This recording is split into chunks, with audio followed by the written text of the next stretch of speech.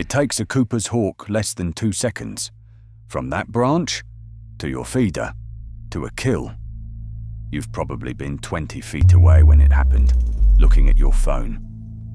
You heard a thump, maybe a puff of feathers on the patio, and you thought a bird flew into the window. It didn't. That feeder you fill every morning, you built it, you stocked it, and at noon, you turned it into the most dangerous place in your entire backyard. This is what's been happening out there while you weren't watching. And once you've seen it, you will never look at your feeder the same way again. Here's the first thing nobody tells you. The hawk hunting your backyard isn't lost. It isn't passing through. It lives near you, on purpose. The Cooper's hawk is one of the only predators on Earth that adapted specifically to hunt human neighborhoods. Suburbs aren't its problem. Suburbs are its hunting strategy, and it's built for exactly one job. Most hawks soar over open fields, not this one. Short, rounded wings for explosive acceleration. A long tail it uses like a rudder, banking through fences, hedges, and patio furniture at 30 miles an hour without clipping a single twig. Long legs and needle-fine talons that reach past feathers to the body underneath. It is essentially a fighter jet designed to fly through your garden. And the prey it's optimized for, the small, distracted songbird, packed in tight with dozens of others, head down and feeding. That's the exact bird standing on your feeder, right now. You didn't hang a feeder. You built a dinner table.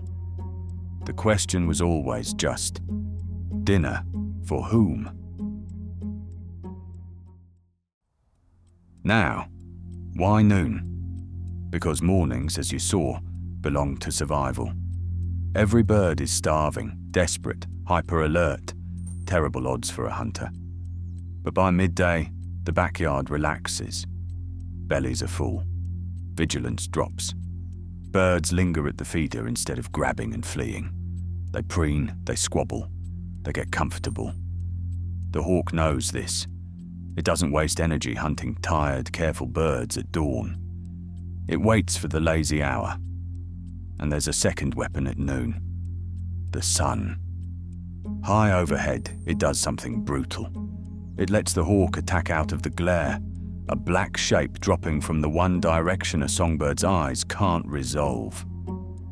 Fighter pilots have a phrase for it, out of the sun. The hawk discovered it first, by about 30 million years. So while you're inside making lunch, thinking the backyard has gone quiet and peaceful, that quiet is the danger.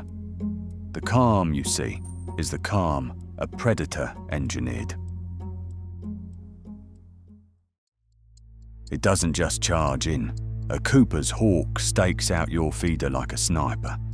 It'll perch in dense cover, your neighbor's conifer, the shadow line of a roof, and it will sit motionless for up to 40 minutes, watching, counting, choosing, and it is not choosing at random. It's watching for the one bird that's slightly slower, slightly more isolated, feeding with its back to the open yard. The hawk is running a cost-benefit calculation in real time. Which target gives the highest chance of a kill for the least risk of injury? Because a predator that breaks a wing on a fence is a predator that starves. Those eyes are doing math you can't imagine. A hawk sees in resolution roughly 8 times sharper than yours. It can pick out a single trembling chickadee from 200 feet, track its head movements, and predict where it'll be in the half-second the strike takes. It is already chosen. The bird just doesn't know it yet, and neither do you. But your backyard birds are not helpless. They've spent millions of years evolving against exactly this, and the countermeasures are extraordinary if you know what to watch for. First, the alarm. When a songbird spots a hawk, it makes a thin, high seat call. and it's a tiny masterpiece of physics. That frequency is almost impossible to locate. The whole flock hears the warning, but the hawk can't tell who sent it. The birds can shout exactly where the danger is without giving away where they are. Then, the freeze. The instant that call goes out, your entire feeder can go still. 20 birds turning to stone at once, because a Cooper's hawk is built to detect motion. Stop moving, and you partly vanish. And if the hawk is spotted early, they mob it. Chickadees, jays, and sparrows, prey animals, will swarm a predator 40 times their size, dive-bombing it, screaming, making it impossible to hunt. They're not trying to kill it. They're sending a message. We see you. The ambush is blown. Move on. Every alarm call, every sudden silence, every mob you've ever half noticed and ignored. That was your backyard at war. You just didn't have the subtitles. Then sometimes, the message comes too late. The hawk drops. It doesn't flap so much as fall with intent. Wings tucked, accelerating in total silence. No warning, no sound. Because sound is time and time is escape. The flock detonates off the feeder in every direction. A survival tactic called the burst. Scatter so many targets at once that the predator's brain can't lock onto one. And now it's pure physics. The hawk is faster in a straight line, but the songbird is more agile, and it knows the terrain, your terrain. It jukes through the gap in the fence, cuts under the patio chair, threads the rose bush the hawk can't follow without shredding a wing. This is the moment everything you've built becomes the battlefield. Your hedge is cover, your window is a wall.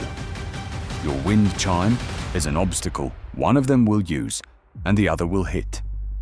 A few seconds, a few feet. That's the entire margin between a meal and a miss.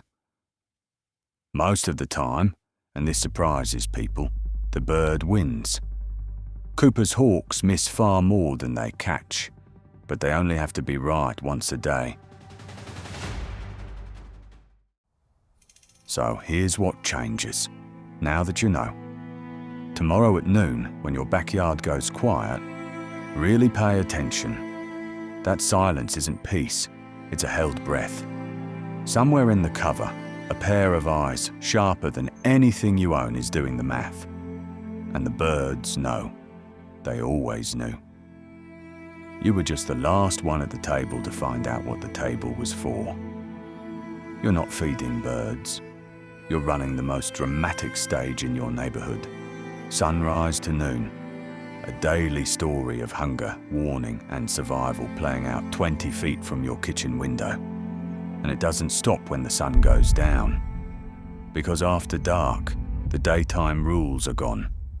And something far older, far more silent, opens its eyes and takes over the exact same backyard.